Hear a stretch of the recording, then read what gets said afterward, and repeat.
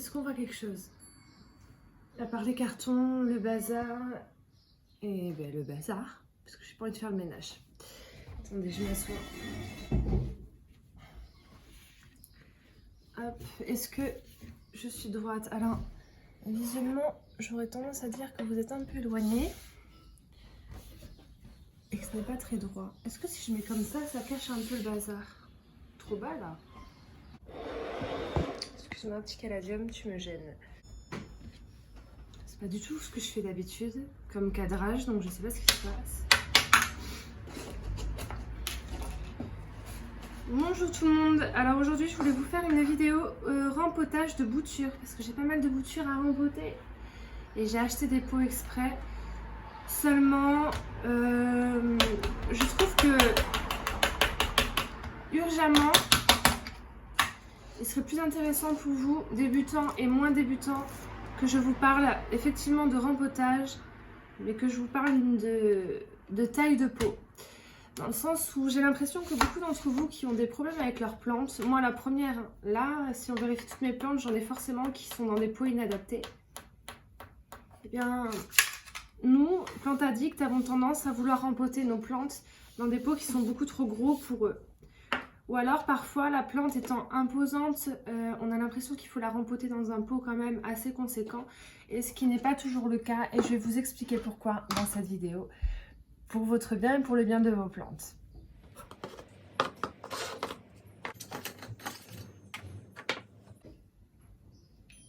Je viens de me réveiller, je suis fatiguée. Bon, je suis un petit peu embêtée parce que pour la vidéo que je veux vous faire, en fait, il faut que je dépote une plante pour vous montrer les racines, parce que sinon ça va servir strictement à rien, manque de peau. J'ai rattrapé le retard que j'avais dans mon rempotage et toutes les plantes de la maison sont fraîchement rempotées. Du coup, je vais vous montrer ça avec le philodendron Birkin que je fais gagner sur mon Instagram. Le concours est jusqu'au 1er juillet. N'hésitez pas, donc mon Instagram c'est comme ma chaîne YouTube, c'est Ava Plants avec le tiré du bas. Et je fais gagner ce philodendron. Et comme il n'a pas été rempoté depuis l'achat, je vais bien le rempoter. Voilà.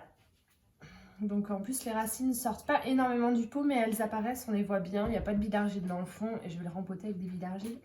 Donc, il y en a beaucoup d'entre vous qui m'envoient des messages sur Instagram et des vidéos parce que leurs plantes vont mal. Et j'ai remarqué que dans la majorité des cas, le souci vient d'un trop plein d'eau. Pas forcément dû à un trop gros arrosage, mais plus parce que le pot est beaucoup trop gros par rapport à la plante qui l'accueille. Si votre pot est beaucoup trop grand, même si vous arrosez de la bonne façon, le surplus de terre qui se trouvera dans votre pot restera mouillé bien plus longtemps. Si votre plante a ça de racines et que le pot est comme ça, tout le terreau va être imbibé et du coup va rester mouillé beaucoup plus longtemps. Les racines risquent de pourrir et votre plante risque d'aller mal. Du coup, je vais essayer de vous montrer comme je peux comment choisir la taille de son pot. On va commencer par dépoter la bête, puisque pour savoir dans quel pot il faut rempoter, il faut forcément dépoter. Voilà.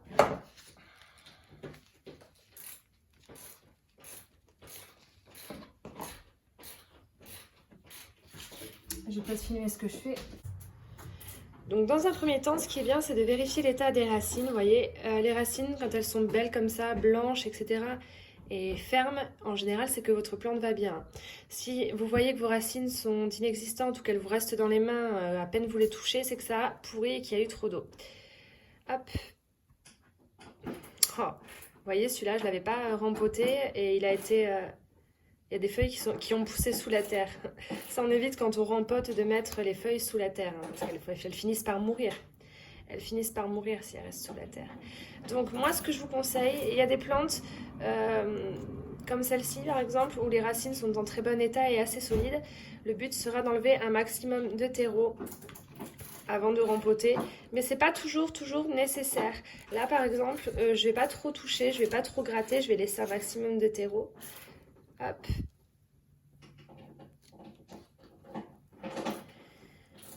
Voilà, il faut y aller délicatement. Les racines d'une plante, c'est très fragile et je le répète encore et encore, c'est ce qui fait vivre votre plante. Si vous cassez les racines, la plante, vous allez la tuer. Voilà, vous grattez bien le terreau sur le dessus pour mettre une nouvelle couche de terreau frais sur le dessus. puis au maximum. Ensuite, vous pouvez vraiment prendre votre temps et enlever tout le terreau, bien nettoyer les racines, qu'il ne reste plus que les racines et rempoter. Là, c'est vraiment pour vous montrer, et puis j'ai pas trop envie de le brutaliser, surtout qu'il risque de faire de la route puisque je le fais gagner celui-là. Voilà, une fois que vous avez vos racines, votre plante en main, c'est là que vous allez pouvoir vous rendre compte. Donc le pot dans lequel il était, manifestement, comme vous pouvez le voir, était vraiment beaucoup trop petit pour lui.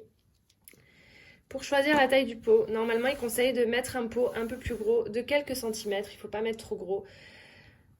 Mais c'est pas toujours si évident, parce qu'en fonction de la taille de la plante, vous avez des plantes qui peuvent faire 5 fois la taille de celle-ci et avoir 2 fois moins de racines, c'est possible. Mais comme la plante est 5 fois plus grande, on sera tenté de la mettre dans un pot qui ne paraisse pas trop petit par rapport à elle, alors que finalement, il ne faut pas. Donc là, pour vous montrer, je vais vous faire un exemple. Par exemple, cette plante-là, si vous prenez l'envie de la rempoter dans un pot comme celui-ci, vous comprenez pourquoi ce n'est pas une bonne idée. Je vous laisse imaginer la quantité de terreau qu'il va falloir pour remplir le pot. Et si, pour exemple, voilà, je prends un pot beaucoup trop gros, hein, j'exagère la chose, je sais très bien que vous allez, quand bien même vous rempotez dans un pot trop gros comme celui-ci qui est un peu gros, vous n'allez pas rempoter dans un pot comme celui-là. Mais je le prends pour exemple, si là je me mets à remplir mon pot de terre, est-ce que vous imaginez la quantité de terre qu'il va falloir sur les côtés et dans le fond pour justement pouvoir stabiliser la plante dans ce pot? Et évidemment, si vous avez autant de terre dans un pot, une fois que le tout sera mouillé, il va falloir beaucoup plus longtemps pour que ça sèche, comparé à si vous mettez cette plante dans un pot beaucoup plus petit. À partir du moment où la quantité de terre sera moindre, la terre va quand même sécher beaucoup plus vite. Alors celui-là, il est quand même un peu trop gros, mais à la limite, ça serait beaucoup moins catastrophique. Vous voyez, celui-ci, il est encore plus gros, on va éviter quoi. Voilà, la taille idéale pour cette plante, sans vouloir vous dire de bêtises, moi je vous dis, c'est ça. Alors vous voyez, ça paraît encore trop petit, mais c'est quand même beaucoup moins petit que ça ne l'était dans le pot d'origine. Le pot d'origine, c'était même pas la peine. Mais en comparaison avec le pot dans lequel la plante était, ce n'est pas non plus flagrant. Si j'avais la taille juste au-dessus, ce serait parfait. Mais je n'ai pas d'intermédiaire. Ça passe vraiment du tout au tout. Ça passe vraiment de... Voilà, dans un pot un peu trop gros. Et moi, le but, c'est que la plante, le terreau sèche quand même entre 2 arrosages complètement avant que j'arrose à nouveau et que je ne noie pas les racines. Donc voilà, on va passer ça dans un pot de 2 à 3 cm de diamètre de plus que le précédent et ça sera parfait. Voilà, après comme je vous dis, c'est un exemple pour cette plante-là. Pour d'autres plantes, ça ne sera pas pareil. Si vous avez par exemple cette plante de cette taille-là, mais 2 fois moins de racines, s'il y avait eu que la moitié des racines, ce pot aurait été un peu trop grand. Et dans ce cas-là, le pot d'avant aurait été parfait. J'espère que vous comprenez ce que j'essaie de vous expliquer, parce que c'est pas facile à expliquer, punaise. Ou alors c'est pas facile à expliquer, ou alors c'est moi qui suis pas douée. Mais j'espère quand même que c'est clair. Je pense que je vais pouvoir vous montrer d'autres exemples. Par exemple, là, vous avez mon pothos exotica. Je ne sais pas si vous pouvez voir quand même. Il a des feuilles qui sont assez grosses. Mais par rapport à la taille de ma plante, le pot aussi, il n'est pas petit le pot. C'est quand même un gros pot. En fait, la raison est simple, c'est que malgré le fait qu'on ait l'impression qu'il n'y ait pas tant de masse que ça, le système racinaire, lui, est tout simplement énorme. Donc, je l'ai mis dans un gros pot. Pour que vous puissiez comprendre, vous avez ici ma Monstera variegata qui elle est tout simplement gigantesque par rapport à la taille de mon pothos et son pot est aussi gros que le pot pour mon pothos. Voilà, il n'est pas plus gros. Ça peut paraître étonnant. Le truc c'est que le système racinaire de cette Monstera deliciosa n'est pas suffisamment évolué, n'est pas suffisamment présent pour que cette plante, qui paraît pourtant gigantesque, soit rempotée dans un pot beaucoup plus grand. Ça peut paraître étonnant, mais je vous assure que... Regardez. Je pense que je vais pouvoir vous montrer d'autres exemples. Par exemple, là, vous avez mon pothos exotica. Je ne sais pas si vous pouvez voir quand même. Il a des feuilles qui sont assez grosses. Mais par rapport à la taille de ma plante, le pot aussi, il n'est pas petit le pot. C'est quand même un gros pot. En fait, la raison est simple, c'est que malgré le fait qu'on ait l'impression qu'il n'y ait pas tant de masse que ça, le système racinaire, lui, est tout simplement énorme. Donc, je l'ai mis dans un gros pot. Pour que vous puissiez comprendre, vous avez ici ma Monstera variegata qui elle est tout simplement gigantesque par rapport à la taille de mon pothos et son pot est aussi gros que le pot pour mon pothos. Voilà, il n'est pas plus gros. Ça peut paraître étonnant. Le truc c'est que le système racinaire de cette Monstera deliciosa n'est pas suffisamment évolué, n'est pas suffisamment présent pour que cette plante, qui paraît pourtant gigantesque, soit rempotée dans un pot beaucoup plus grand. Ça peut paraître étonnant, mais je vous assure que... Regardez. C'est exactement ce que j'ai fait. Ma Monstera, je l'ai rempotée dans un pot qui faisait à peu près le double de celui-là, parce que je trouvais que celui-là était vraiment petit par rapport à la taille de la plante. Au niveau de la tenue de la plante, elle avait tendance à pencher dans un pot trop petit. Et figurez-vous que du jour où je l'ai rempotée dans un pot trop gros, je n'ai pas eu de problème d'arrosage parce que c'est une plante que j'arrose très rarement. Sur cette plante-là, je ne me trompe pas. J'ai tendance à l'arroser pas assez plutôt que trop. Et figurez-vous que je n'ai eu aucune nouvelle feuille de tout le temps où elle était dans son pot trop gros. Parce que la plante, si vous la mettez dans un pot trop gros, elle va avoir tendance à se concentrer sur son système racinaire. C'est-à-dire que si les racines ont beaucoup trop de place dans le pot et qu'elles ont la chance de ne pas mourir à cause d'un trop plein d'humidité, eh bien la plante, elle va vouloir le remplir son pot. Donc au lieu de se concentrer pour faire de nouvelles feuilles, elle va se concentrer à faire racine sur racine pour bien remplir son pot. Ce qui fait que si le pot est beaucoup trop gros, eh bien, au lieu d'avoir des nouvelles feuilles, eh bien, vous allez avoir des racines en plus. Mais ça, vous le verrez pas et vous ne profiterez pas pleinement de votre plante parce que le but, c'est quand même d'avoir des nouvelles feuilles. Je l'ai donc remis dans un pot beaucoup plus petit. Et puis maintenant, je croise les doigts et j'attends la nouvelle feuille.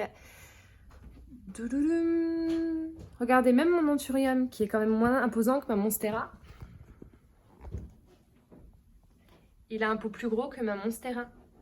Parce que son système racinaire méritait un pot plus gros. À côté de ça, vous avez ma grande Alocasia Wenti à côté qui est beaucoup plus grande que mon Anthurium, mais qui a un pot plus petit, puisque le système racinaire était moins développé. Voilà, ça correspond vraiment pas forcément à la taille des plantes. Voilà. J'en profite pour vous montrer mon nouvel agencement, parce que je suis vraiment fière de moi, je trouve ça vraiment trop joli. Ma petite fleur de lune silver, regardez-moi ça comme elle est belle. Mon Spathiphyllum silver. Je savais même pas que ça existait avant il y a 2 semaines.